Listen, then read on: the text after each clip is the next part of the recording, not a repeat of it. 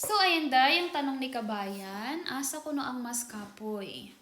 Hong Kong o Turkey? Saan daw ang mas nakakapagod? Hong Kong ba o Turkey? Based sa experience ko day ha, i-share ko sa inyo.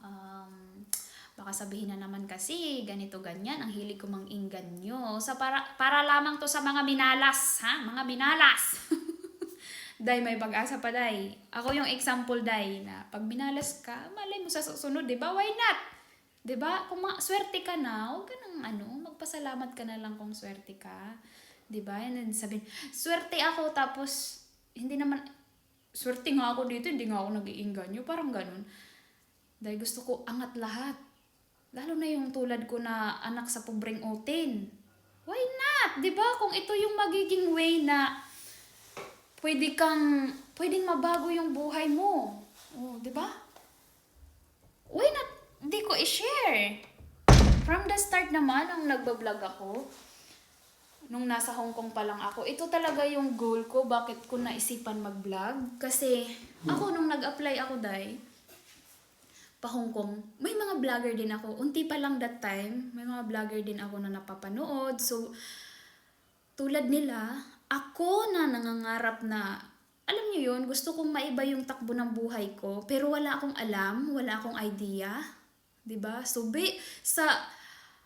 sa pag-share nila, nagkaroon ako ng idea paano mag-abroad, paano mag-apply. I'm thankful talaga, day. Kasi sinubukan ko. Alam nyo, napaka-negatibo kong tao.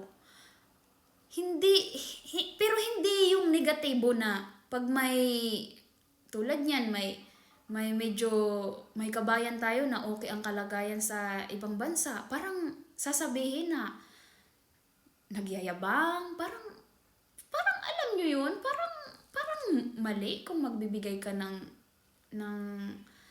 kung mag-share ka. Kasi ako, ang pagka-negative ko, hindi ako yung, ang gusto ko, alam nyo, ako, negatibo ako ng tao, di ba? Yung pagka-negatibo ko, yung laging takot. Takot sa lahat ng bagay, takot sumubok, napaka-nega, ganon. Then, gusto ko yung makakarinig ako alam niyo yun, paano siya nakapundar. Kasi ang unang-una ko talagang pangarap ay magkaroon ako ng bahay kahit maliit lang. Tapos, lupa, syempre, yun ang pangarap ko. Gusto ko makakarinig ako ng ganong kwento kasi gusto ko yung, kung nakaya niya, baka makaya ko rin. Ginagawa kong inspirasyon, day. Hindi yung ikakagalit ko, bakit ka nagsishare? Ako nga swinerte. Hindi naman ako nag-iinganyo ng kababayan ko. Hindi yun ang akin, day. Yung, alam nyo yun, alam nyo yun, maging example ako sa mga mahihirap na tulad ko na gusto pero walang alam. O at least pag napanood nila yung video ko, uy, pwede pala ako mag-abroad. Baka ito yung way na makabili ako ng lupa, bahay. O diba? Sa pamamagitan mo, day, may umangat ang buhay. Bakit hindi mo ma-share? Diba? Libre lang naman, may bayad pa. Kaso may stress din kasi syempre yung utak ng tao hindi kayo same ng mindset. So yung iba iniiba nila ng meaning, yun nagyayabang ka na, ganyan. Tapos parang mali yung pagbibigay mo ng tips sa mga kapwa mo, 'di ba? Hindi, alam niyo yun. Oh, saan na napunta yung topic? Ang topic pala, saan yung mas nakakapagod? So based sa experience ko, dahil no, mas nakakapagod talaga ang Hong Kong, day. Sabi ko nga sa inyo, lulang-lula nga ako nung nakarating ako dito. Tapos siya, gigimala siguro na siya hindi sa Hong Kong. Maurin, gulit na gulit siya nung nakarating siya ng Turkey. Ay talaga! Kaya nga, di ba? Sus, kinuha ko sa Inday talaga. Bisaya ka pa naman. Gulat talaga ako, dahil kasi sa Hong Kong, unlimited ang work ko. Walang pahinga. Tapos dito, day, alas 5 pa lang. Yan, pinakamaaga kong alas 5. Kakayaw-yaw ko, kakatry and try ko sa anong oras. Alas 5. Hindi lagi, hindi fix. Pero, pag wala na akong gagawin, ganyan, pwede na nila, pinagpapahinga nila ako, hindi nila bilang ang oras na binabayad nila sa akin.